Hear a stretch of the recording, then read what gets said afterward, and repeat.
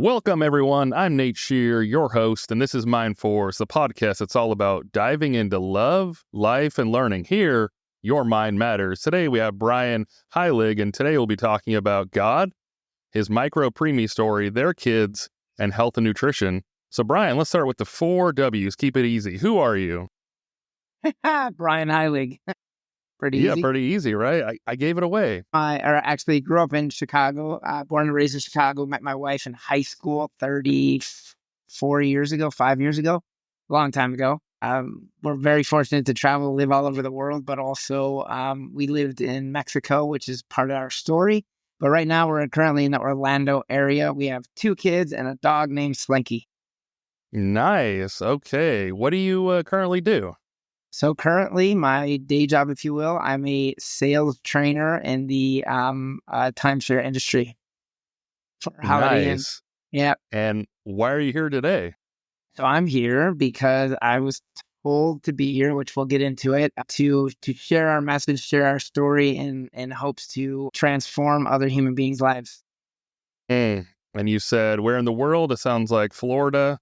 So we got that one covered. Really appreciate you coming on the show. And I love the aspect of storytelling. I think that's really the core of humans and human connection. That's how we get through things. I'm active duty military. And so I know a lot of times we struggle with suicides and, being isolated and all these different things. And I don't know what the answer is because it's such a complex problem. But I believe if there was one solution, which there's probably not one single, but if there was closest to one, it's stories and connection. Like when you are at a bad place, you feel like I'm the only one. There's no one else that's been through what I've been through. And hearing a story from someone else, like that changes the entire thing. So I appreciate you coming on, and we'll start with the warm up. What would you say is the defining moment in your faith journey? 100%. When we had our Preemie in Mexico, no question, not even a little bit. That's a pretty... But you're good. Pretty straightforward one. Yeah, I mean, just to put it in a little bit more perspective, they say that the NICU walls have heard more prayers than most churches. Yeah, I can definitely imagine you're at that, a very low point. At that point, a lot of people will try a lot of different things. Absolutely. On a lighter note, can you share a funny or heartwarming story about your kids that always brings a smile to your face? Well, my kids are young right now, right? So it's kind of easy. They're 7, Grayson's 7, and Nathan is 5, our Nate. And I think it's just right now they're going through language, like they're hearing things and then they're repeating it. And I'm like, where did you get that from? And it's just so amazing to see them develop into these little humans that are speaking beyond their age, and that is always something. Or the thing that really gets me, and we're in that stage right now, is, Daddy, come play with me. I just drop everything and go, yeah, let's go. Yeah, it is pretty funny, though, vocabulary. Today, my son was asking different terms and whatnot. He just turned 7. He was trying to get us to define transition. And I'm like, I know what it means, but there's like certain ones you're like, how do you go from one thing to another? He's like, what do you mean? I'm like, you change from one to another. I like transition. I don't know. It's tough. We know, but getting it through to him is a little bit different. But yeah, it is hilarious. I was trying to think. I had a story that aligned, but I just can't think of what it is. But there was something he was saying the other day. I'm like, it's not a crazy word, but it's just a word that just doesn't match, the 7-year-old. You're like, why are you using that? Like, it's right. Weird... Where did you get that from?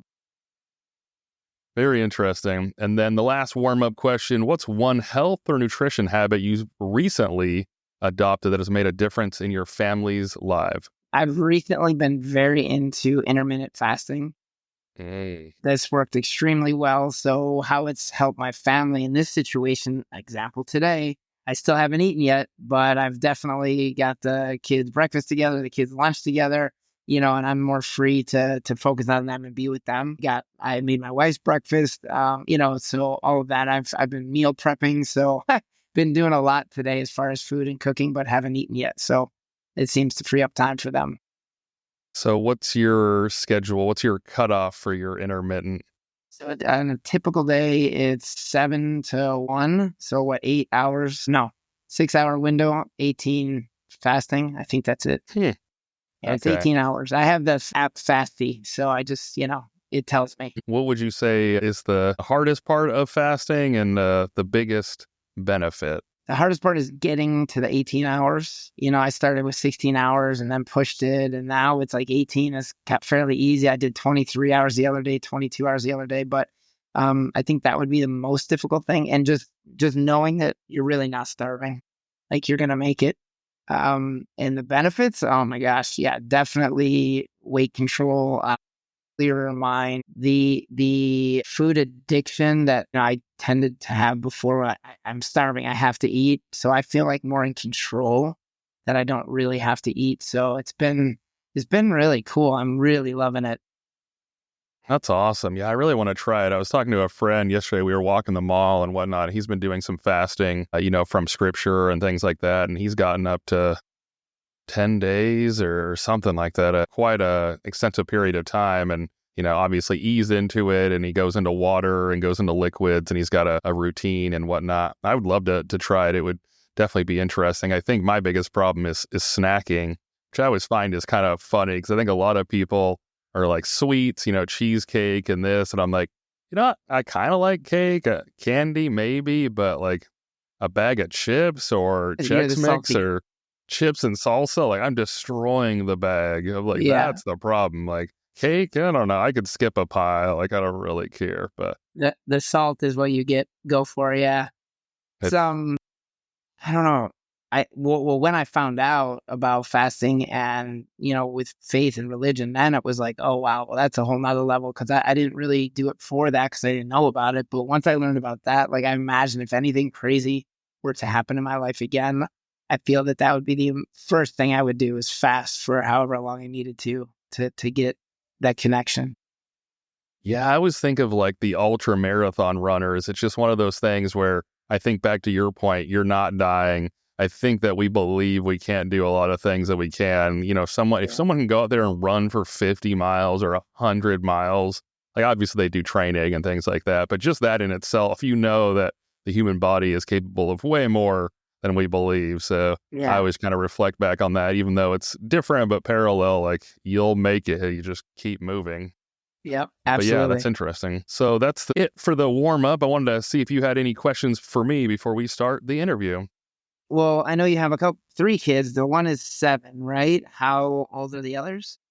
So 2 girls and a boy. It's 11, 10, and 7. So 2 girls and then the baby boy. Wow. So yeah, you're in it. I'm in it. And so what would be your, I guess what would be your biggest lesson if you could boil it down to one thing just to, as a dad, like what's your thing? I don't know. What's your one thing? I think the biggest thing would probably be like taking a breath, and maybe that's like oversimplified and maybe kind of cheesy, but I feel like if you stop and pause, like that changes and kind of fixes a lot of different things. Like if you stop and try and figure out what just happened or whatever, and so not like jumping and whatnot, I feel like, a lot of us run off emotions, and when you hear the one hit the other one and you hear them scream and you want to really jump into it, if you just wait and like, what happened? And let me hear. And I mean, obviously they're going to say whatever they want. And he said, she said, but I feel like the pause in almost every situation, and it's easier said than done, of course, like you want to just kind of snap to it. But I think that like breath, just like wait for a second, you can kind of figure out what happened and get to the bottom a little better. Not all the choices or decisions are going to be perfect. And you got to course correct, of course, and come back and be like, oh, I didn't really mean to do that, or that went the wrong way. But I think just waiting, kind of waiting for a second. Obviously, if it's safety, they're going to run into the road. You're grabbing them and ripping them back. But if it's something that can be handled, I think that's something that's really difficult for us is patience. And that's in a lot of different situations. But yeah, just the breath. Like explain to me like why you did that. Because I know I want to get frustrated sometimes because it just, from our eyes, with all the experience and all the life that we've lived, it's like, that looks really dumb. Like, I don't understand why you would, but like, help me understand, like, oh, I thought this. And like, okay, so you poured the milk all over the floor. You had a reason. It doesn't make any sense to me, but now I kind of see like where you're coming from. You were trying to do something. Got it. So yeah, I think taking the breath. What do you think? Does that make sense? Oh, I love that. It totally speaks to me. It literally happened today. My Grayson 7-year-old wanted to mimic the 5-year-old who was pouring water into these little tiny plastic play cups. And then he brought out a plate and did it he pushed down the water, and of course the water went everywhere. And I'm like, bro, just get a bowl. Like, and then he's like, you're mad at me. I'm like, no, no, no. So I kind of reacted when I just needed to be like, what's going on? Like, do you think a bowl might be better? you know? So yeah, I love that. Pause and wait. And yeah, And I very think cool. another aspect of that is not taking anything too seriously. I think like I said, like back to safety, if they're going to run to the road, of course you got to take that. But like the messes and whatnot, like does it really, I don't know, like I've definitely ruined some fabric and stained some tablecloths, and our table looks horrendous, and we got to try to cover it up when people come over. But I don't know, Yeah. like does it really matter? I don't know. I lost my dad when he was 50, and so he was young, and there was still a lot of things I wanted to do, and so I kind of reflect back on that a lot. Is like life is short, so like if it's not going to cause like any harm, I don't really care that much. Like I reference on another show, like maybe we get ice cream on a random Tuesday. Like should we be worrying about school and all that? Yeah, we probably should, but it's like I don't know when we're going to leave or what's going to happen. So it's like Yeah. it's not Love going to that. wreck anything. I don't really care too much. Love that. So we'll move into your three main pillars. And your first pillar is exploring faith and family. How did your faith impact your perspective and decisions when you first learned about your micro preemie situation? Yeah. So the little backstory there, met, like I said, we met in high school. We took everything long. We were together in a relationship for a while and engaged for a long time, and then finally got married. Living life, super grateful. We traveled all over the world and did a bunch of things, had a bunch of great experiences as a couple, as a married couple. And then we ended up moving to Mexico.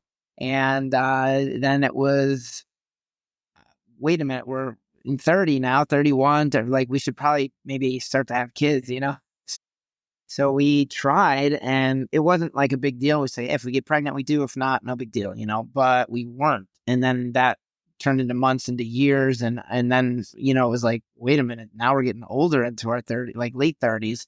Something's going on. And we got checked out. Diana, unfortunately, was producing less eggs, and they were, how do I say, less fertile, I guess that's the word. And so then we were like, well, now we really got to do something. And we started IVF in the States, which is a whole experience. It's crazy. So we did IVF, and unfortunately that did not work. So it was a day of implantation. So she went through the whole 3 months or whatever of the shots every day, and then the eggs just fertilized, so we couldn't put them in hers. That was devastating, to say the least. And then we even went into foster to adopt kind of situation, and we got little baby Eva, but then we realized that we weren't going to be able to adopt her. So 5 months after, we got her at 7 or 8 days old, 5 months, we had to give her back to her parents. So that was just like, we're done, we're out, no more, we're not even going to try. We're just not meant to have kids. And then the company I worked for in Mexico the first time, which is in Puerto Vallarta, they called and said, hey, we're getting the band back together, so to speak. Can you, do you want to come to Cancun and do the same thing? And I told Diane, I'm like, what do you think? Mexico again? And she, one of our friends is the acupuncturist for an IVF doctor in Cancun with a very high success rate. So Diana's like, look, I'll go, but I'm going to do IVF again. I was like, that's on you, babe. But yeah, let's roll. So we did it in Cancun. As an amazing doctor, amazing facility. The facility was mostly people from all over the world traveling there to do their IVF. It's like a seventh of the cost. But she became pregnant. We were excited. Everything was going well. She's high risk because now we're 41, 42. And so she was on bed rest for most of the time, and everything was going well until we hit about 25.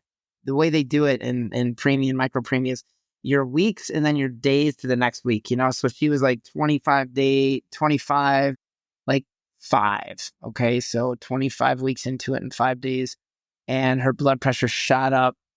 She was vomiting and everything. The doctor said, just go to the hospital. I'll meet you there. They could not get her blood pressure under control. So what had happened is she developed severe preeclampsia, which is really not good. And they said, the doctor's like, look, we have to deliver the baby to save Dinah's life. And I'm like, that's where my whole world went. What? How do you cannot fathom or comprehend delivering the baby? But then wait a minute, to save her life. She was admitted that night, and the next, our world just flipped upside down. So she had to wait to get these shots to help the baby's lungs develop, because that's a big issue with preemies. We didn't even know what a micropreemie was at that point, but just a premature baby, to develop their lungs as fast as possible. And so she did that. She held out, and then they did an emergency C-section literally at 26.0. So she was like the 26-week mark. And then they put Grayson in the NICU. He was 12 inches long, 1.6 pounds. It was absolutely insane. And so I'm calling everybody, the moms, the dads, everybody freaking out. Her mom and my mom both started to make their way to Cancun. And then a day or two later, her body shut down and she had to be admitted into the ICU. It was like my kid's in the NICU, my wife's in the ICU, we're in Mexico.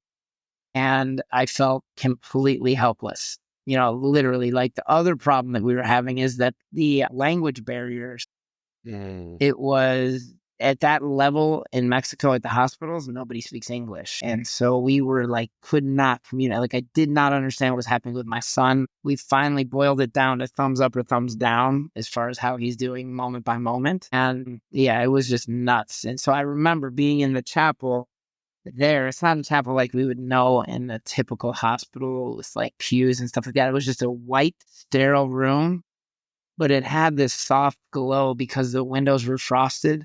But I mean, the benches, there was no seats. There was just benches that were white. The floor was white. The walls were white. The furniture was white. There was these beautiful flowers that were very fragrant. And I remember just going, man, I don't know what to do. Like, I'm a very big, like, I got to be in control and know what's going to happen. I'm super out of control and I don't know what's going to happen. So I felt helpless, alone, all of it. And I remember looking up in that moment, and on the wall, the only painting on the wall was this rustic wood framed with like gold flecking picture of Jesus. And I was like, oh yeah, hi, I'm not alone. I do have support. And that immediately, because it was like, my God, and then it turned into help me, God.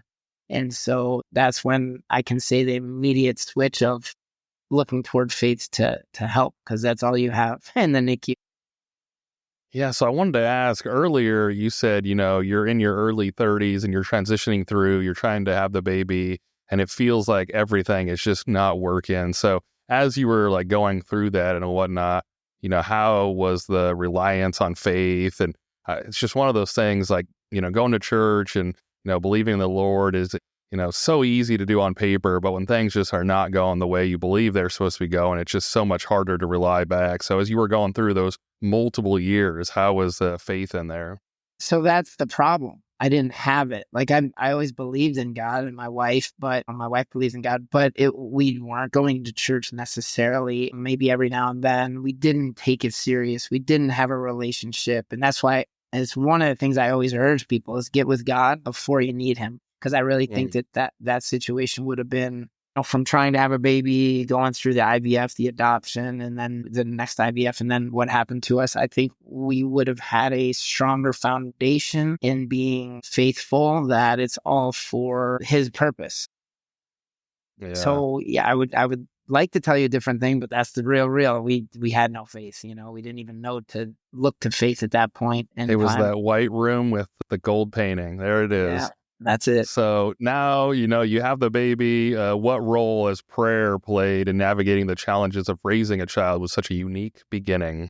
Yeah, well, his unique beginning turned into a unique continuation, because at 3 years old, he was diagnosed with autism. So now he's navigating the world as a neurodivergent, and the struggle's definitely real, but we've centered God in everything we do. So it's so like God, my wife, my kids, like that's the order for me. And so when our second son, Nate, he goes to a Christian private school. The school that we have Grayson in is, there are people from church that created the school, and it's literally for kids with developmental issues and special needs. So it's all faith-based, and, it's amazing to see your kids. Like, our dog had kennel cough, and my 5-year-old was like, we should pray for Slinky.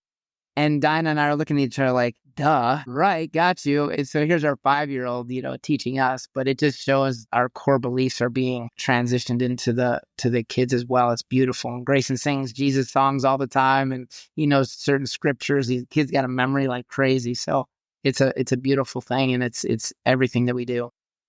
Yeah, it's definitely awesome. You listen to the radio or K-Love or Air One or whatnot. It's always cool when the little kids are singing off to themselves, and you just kind of hear it around the corner. Some of the songs, it's good stuff. Amazing. I'm curious, have you seen any blatant acts of God, through some of that challenges and whatnot with the neurodiversity and things like that? Has that allowed you to like reach out and touch other people and things like that, through those challenges? Absolutely. I think to go back to your introduction period when we were talking is all the things that you've been through and the fact that, how can I say this? I'm trying to get sharing, telling your story, talking about it. I think being vulnerable, which I was never before. I was always like the macho man. I'm not gonna, I'm fine. I'm fine.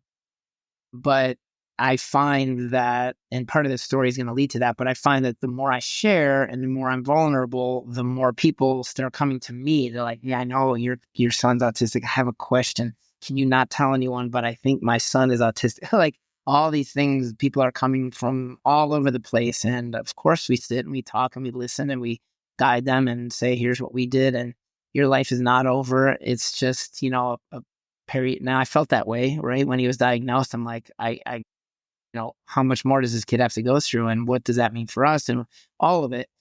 And so I know where they're at. Every situation is different, but we're bound by either the autism or the NICU, and so there's at least support in knowing that we're connected in that way, and we're going to have support for you. But if I were to go back to the NICU, I lost it. I was going to say something, but I lost it. Sorry. Go ahead.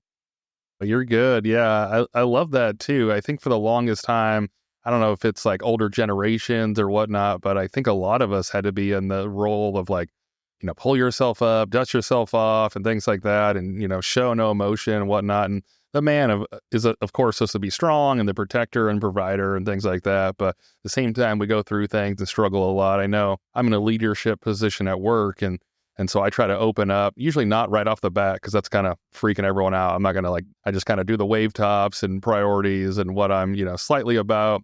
And then a couple of months in, I talk about, how I lost my dad and I went through a divorce and I co-parent and, one of my daughters still in Virginia. So I'm in the UK now. So getting across the ocean and all this. And, I've lost most of my grandparents at this point. And I bring all those things up, not to be, negative or whatnot, but sometimes I feel like, the divide between different levels of the military is too far. When we're all human, I'm like, I want you to be able to walk in. I know we talk about like open door policy. It always drives me nuts a little bit because I'm like, physically, the door is open, but no one is going to talk to you if there's no connection. Like if you're all squared away and you look perfect, like I don't want to talk to you. I don't want to talk to someone who's perfect either.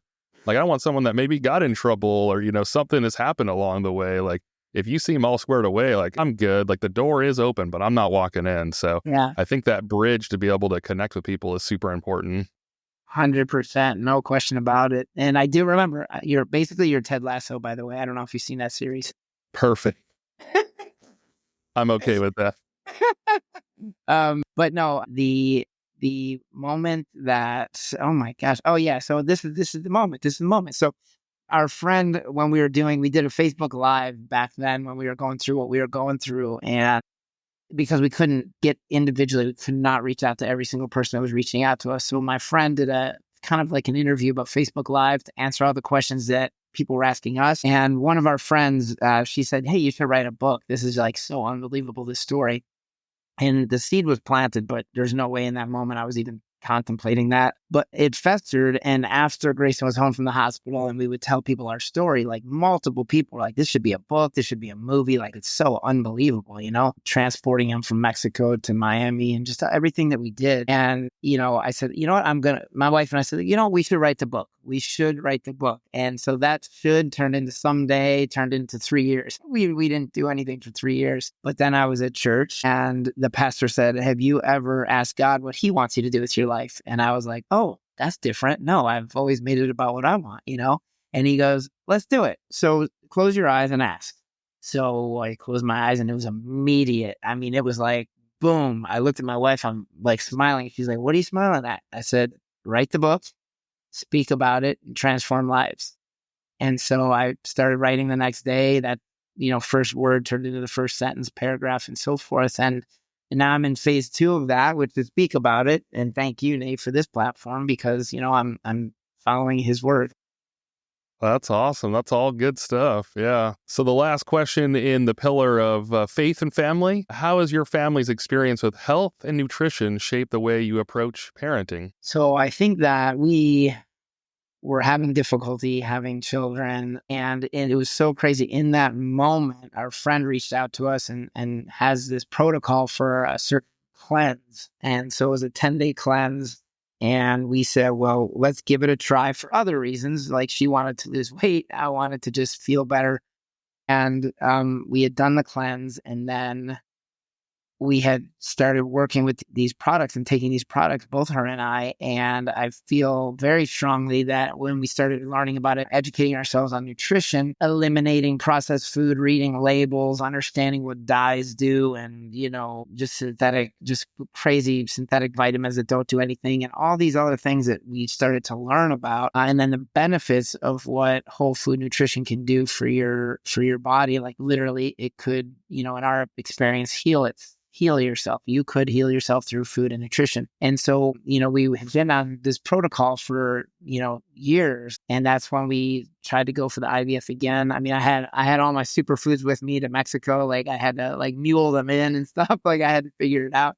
But we had all these foods that I was just pushing down her throat, oat grass and wheatgrass and spirulina and all these different things. And I really feel that contributed to us being able to even have Grayson, but then that transitioned into, at 1 year old, we were giving him the green powder in his milk, and stuff like that. And so in his bottles, and to this day, he every day has a smoothie and it's the same green powder that we throw on him.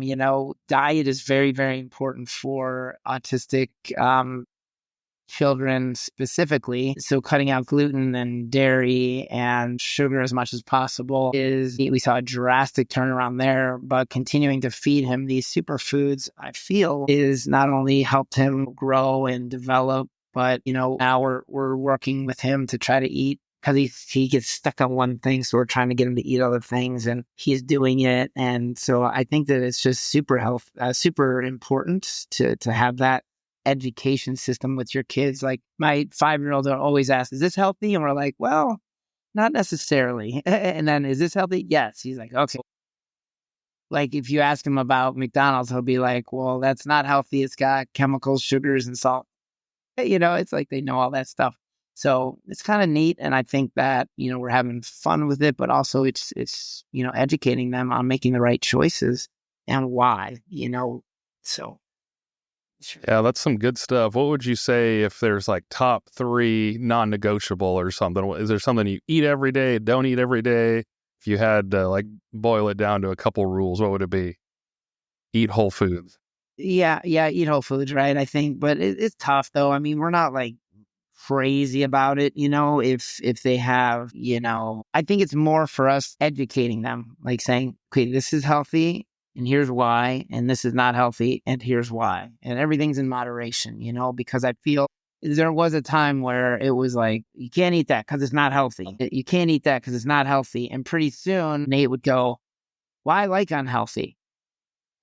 And so I was like, crap, that didn't work. So now when we balance it out, it's better for us. And I think the non-negotiable though is we'll limit the sugar intake as much as possible. We definitely eliminated dyes, for sure. It was the craziest thing I've ever experienced when especially Grayson, our autistic son, we had a fever. So you'd give the kid baby Tylenol, right? The cherry flavor one, of course. And so we gave it to him, and I'm talking minutes later, the kid was bouncing off the walls like psychotic. I mean, my wife and I looked at each other like, what in the heck? And we didn't connect it. So we were like, what in the heck is happening? He should be chilling out, And so a couple months later, same thing happened.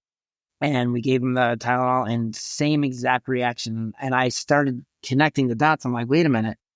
it's the red dye from the cherry Mm. flavor. So a couple months later, we got the dye-free one, gave it to him. Super chill, super calm. And so to know that and see how quickly it affects now we can see in Nathan, who's not autistic, who is like a few minutes, 20, 30 minutes later, if for some reason he has it because school gave it to him or some crazy, he's off the walls. So the no is definitely dyes if I had to pick one. And then the yeses is pretty much every single day. Grayson and Nathan pretty much every single day have their smoothie, which is our whole food blend of powders and stuff. Okay, there you go. There's the good and the bad. The next pillar you have is overcoming challenges. So what would you say are the biggest obstacles you faced during the micro preemie journey, and how did you overcome them? I think the biggest hurdle for us was being in Mexico and not speaking the language. That was massive. We even had translators come, but they didn't understand NICU words, so they couldn't translate. Like they could literally translate, but we're like, what does that mean? And they just couldn't figure it out. So we had zero communication other than the thumbs up or thumbs down. And that was the scariest part of it all, because the doctor would bring in a translator, brought in a translator at one point, and she was translating so literal and so like fast. Like there was like a 2-second, 3-second delay. And, at one point, because it's all so literal, and he, I'm sure, did not mean to say this literally. It was to be with some kind of couth and like bedside manner, but it was like pretty much Grayson's gonna die. And I was just like, wait a minute, what did you just say? And he knew, oh, I'm sorry, And so that just, of course, then we couldn't communicate further. So now it's like, well, wait a minute, what is happening? And I think the community, how did we get over it? Man, we shared our story. There you go. We went public, we went live. And from that live, we had NICU nurses from all over the world personally reach out to us and say, listen, I'm a NICU nurse in Australia. He's not positioned the best way. If you could have him positioned this way. Someone came from California. It was like, hey, do they have a proper incubator there? And I'm like, what is that? Because he was in an open bed with saran wrap and a heat lamp. And I just thought, well, I've never been in a NICU before, so that's normal, right? Well, no, there's isolates and proper NICU equipment. And then my cousin, who had been a NICU nurse that I didn't even know about that, a NICU nurse for, almost 2 decades, she was like, if you could move him to the States, that would be phenomenal. And I'm like, what do you mean? Move? How do you even fathom moving this 1.5-pound kid? And so that then spurred letting people know that it's a possibility that we're trying to move him to the States. And then our friend Roxy, she said, I happen to know a connection at the international part of the hospital in Miami, and she's going to call you. And it was like so crazy how everything just led to the next. So I think the way that we were able to get through it, because we had so much support, was sharing our story, not Dang, trying to do that's it alone. crazy. Yeah, the Lord helped out there. It's crazy too. For the longest time, I didn't know there was a difference between a translator and an interpreter. I was like, oh, those sound synonymous, like those are the same thing. But being able to pick up on idioms or actually capture the meaning of what someone's saying versus, like you said, like literal translation, like that's one thing. Interpret what's actually happening and like relay what's really being said is a completely different thing. So it's interesting. Those words seem like they'd be the same, but you're a much higher level of being able to understand things if you're at that interpreter level. Wow, The I next did question, not know that. So thank you. Yeah. Translator is like straight words, and interpret's like the meaning, and I will give you what it means. And they probably wouldn't have said like he's gonna die, because that'd be awful. Right, exactly. That wouldn't be Wow, that's capturing the interpreting. exactly. I think interpreters get paid like twice as much money, which don't quote me, I have no idea, but I think they are a different pay scale. Yeah, But usually I think interpreters are from the area and like have lived there and know like the slang and things like that, because you're picking up on smaller things. Interpreters are actually required to like pick up on body language too. A translator is like straight words, and interpreter is going to feel how the room feels. And I only know that from a few things, classes and whatnot in the military. Like you want to get an interpreter because they're going to sense if you're in trouble or there's something bad going on, and hey, you got to get out. Like the translator is just going to give you words, not how the room feels. Wow. But the next question I had for you was, what role has community played in your family's healing and growth? It sounded like the Facebook Live went live there. Even after that, was there more, community support in the growing and things like that? 100%. I mean, it was an incredible, and that's what I get almost sometimes most emotional about is the way that this worldwide community came together for us. Like, who are we, And it was overwhelming to say the least. I mean, we have a dear friend who has a restaurant in Bucerias, Mexico. Like, if you don't know Vallarta, you definitely don't know Bucerias, and it's this tiny little town, and he has a restaurant there, and he's sharing our story with one of his regulars, and the regular just immediately cut a check for $5,000 wanting to be anonymous. And I'm just like, how does this happen? Because it was massively costly to have Grayson in the NICU. It was $1,000 a day back then. He needed to be there, it looked like, for 3 months. So just start doing the math. But then as we, again, communicated and the community came together, not only with prayers, just food. They would bring us food, and because I forget to eat, sleep. What is that? 40 hours, no problem. I'm good. But then to be able to have the connection at the hospital, who then had the connection for the life flight, but then the life flight was 20,000, but then the Mexico hospital was 20,000. And then to go to the new hospital needed a $20,000 deposit. Like, how do you even do this? Like, I can work, right? You can't work when you're going through this. I couldn't even figure out my name. So it was an incredible outpouring of community that, yes, absolutely continued, because we created a private group for Grayson, and we have about 1,000 people in there. They are in there still and do updates like, here's how Grayson's doing, here's some challenges we're having, and they can to pray or give some great advice, and just always being supportive. So he's got like an amazing group of people that are interested in him and his life and his development. And it's just, it's super helpful for us to have all of that support. Yeah, it's crazy how powerful God is. We, want to try to handle things ourselves, but sometimes everything's all lined up. I remember last year we lived in Mary Esther, Florida, which is outside of Destin. And so we were out there in Florida, and there was a guy that went to church there, and he needed brain surgery. So something very specific and, very high risk and whatnot. And I forget the exact details of the story, so I'm going to butcher a little bit. But he went somewhere and ended up bumping into this guy. And he's like, yeah, I really need some help, blah, blah. The guy ends up being like one of the like top neurosurgeons like in the United States. And like he's booked out for months. He's like, oh, just swing by and I'll take a look. And they did the scan and like, oh, I found it. And then they lined up the surgery and like all these things that should have taken like months. And it just happened. He like bumped into this guy. It's like, oh, perfect. Here he is. And it's like, oh, that's random. Like God is there and doing some powerful things, lining stuff up for all of us. So it's good stuff. The last question I have in this one is, how have you managed to balance the emotional, physical, and spiritual challenges while keeping faith at the center? From the moment that the pastor asked what God wants you to do with your life, really started deep diving into the relationship with God. And so I just obeyed, right? I wrote the book. It was not easy. I'm not a writer. I'm like a C student, a lot of, just getting by with that. So I'm not the sharpest tool in the shed, but it was definitely a way to do what he said. And I put it on paper. It took 26 months to write, 10 months to edit, and, finally got it out there. But it was the daily help me. I need help. I need help.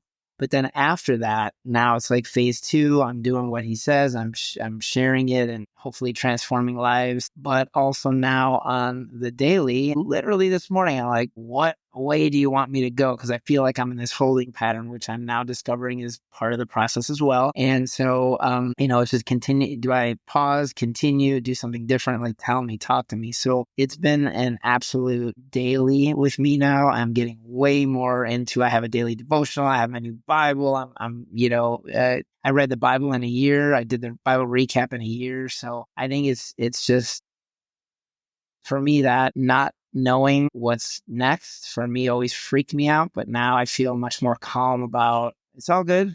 It's all good. As long as I'm just, taking one step toward what path he wants me to do, then I think I'm okay. I don't have to know how it's going to end. I just keep taking daily strides.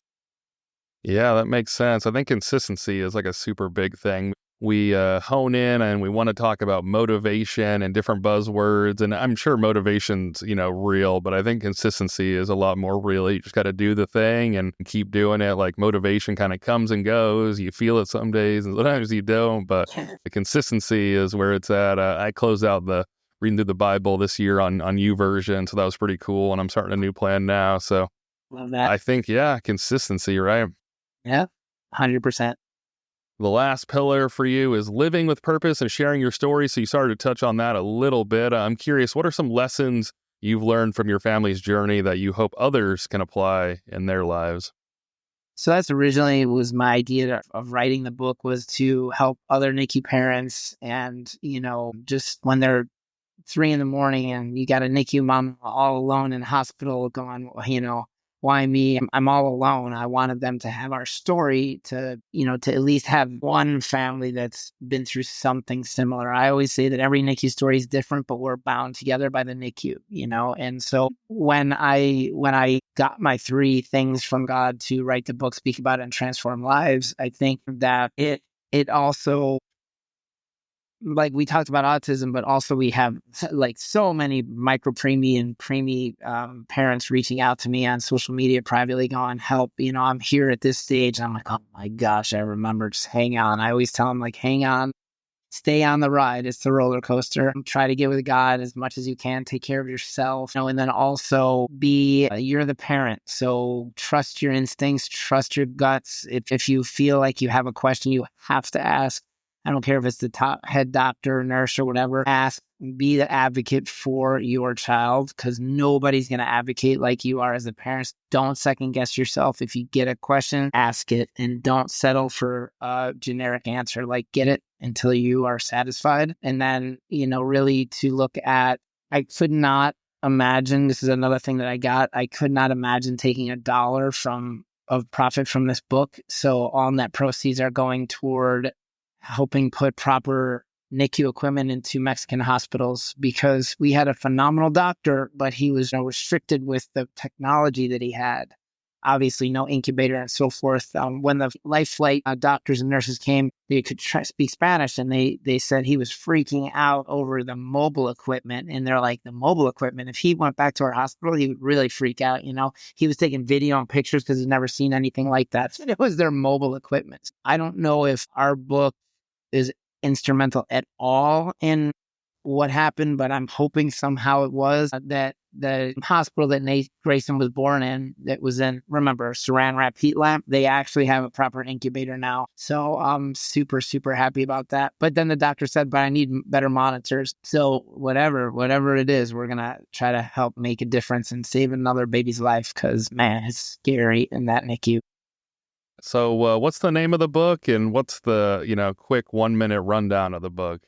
Yeah, so it's Breathe, Eat, Poop, and Grow. Breathe, Eat, Poop, and Grow. It's our micro preemie journey, and it takes you literally through our, going into the hospital with preeclampsia to, taking a life flight to Miami, and all that went into, it's almost day by day, minute by minute story about, hope and faith. And it's a memoir, and, it's something that will be an emotional journey. I wrote it specifically in the beginning to help NICU parents, but we're finding other people that have read it that have not had a NICU experience are like, wow, my faith in humanity is restored. My faith in God is restored. If I'm ever going through anything, I just think, if Grayson can do it, I can do it. So it's been a very interesting turn of events as far as where I thought I was going to be impacting people, and, the fact that we're impacting not only NICU parents, but just all human beings that read it. So I'm super, super grateful for that. It's wild to me too. Like sometimes you'll never know. There's certain things you do. You smile at someone, you pay for someone's coffee. We always want to focus on like larger things, but I think a lot of small things will happen and we'll never know. You will never know. Like somebody will read it and unless they reach out or, send a review, and some people do, but we're all busy running around doing stuff. So there's probably a big, population of people that listen to, the story here or read the book, and we'll never know. That's why, sometimes I get discouraged and I'm tired and I don't want to edit or I don't want to jump on, but you just keep on and, doing consistently, like I mentioned before, because you don't know, maybe it catches someone. I'll never know, but that's perfectly okay. All the time and effort that we put into things like this is helping people. So I wanted Absolutely. to ask you, Brian, as we, talked about a lot of good stuff all through those 3 pillars, if you could pick one final takeaway from everything you've learned so far, what would be the final takeaway for people out there? Get with God before you need him. Mm, Yes. that is a good one. Get with God before you need him. For me, I tried to read the Bible many times and I like 3 pages in, I'm like, I'm out. I don't understand what's happening. So for me, it was really nice to go through the Bible recap through the Bible app. And it was a nice way to, in a year, go through the Bible, but also every single day have a synopsis of what the heck did I just read. And through that experience alone, I feel so much more calm about the future. Interesting things happen that were unexpected. I think I reduced my alcohol intake by like 90%, not because I wanted to, it just kind of happened. I've been able to help other people and guide them to the Lord. And I mean, it just happens. Like I'm not even trying. So my world is certainly turned upside down in the best way possible. And so I would just say, if you don't know him, just get a little daily devotional, something that takes a minute a day. Just find something and, get into it. Just get into that relationship with him. I also found that was interesting is reading through the Bible. I'm like, Ecclesiastes, there's nothing new under the sun, right? So I'm going through all of this Bible and I'm like, what?